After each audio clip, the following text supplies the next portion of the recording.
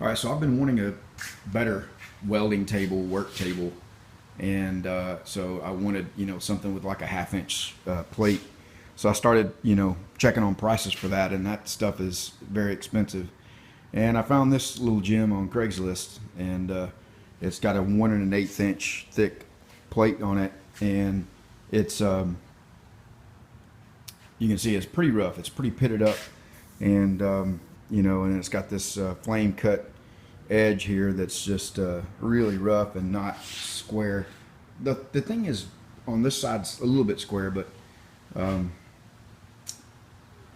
needs to be framed up. This side here, the sides of it are either some kind of factory edge or cut with a blade or something.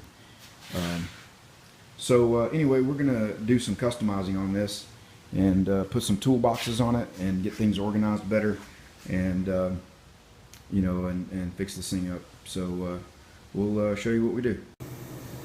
All right, well, we've made some modifications. You may remember that there was a 2x3 or 1x3 that was up about midway there. Well, you can see where it was, where I cut it off. So cut out a new piece and welded it in, and we've got to do a little bit more work here to get the middle part completed. We got a jack holding the middle part of it up right now, and then around the back we just trimmed out the expanded metal, because that was all a solid shelf across there. So we just cut those slots out and left the rest of it and supported it with a little bit of angle iron, and just to leave some shelving back there just to store things and whatnot. And then the two big boxes here. So we should not have any problem having all the tools we need for fabrication right on the table. I wanted to point one thing out and ask for some help and thought. I noticed it when I went and looked at it, and it's got a bow in the center of it.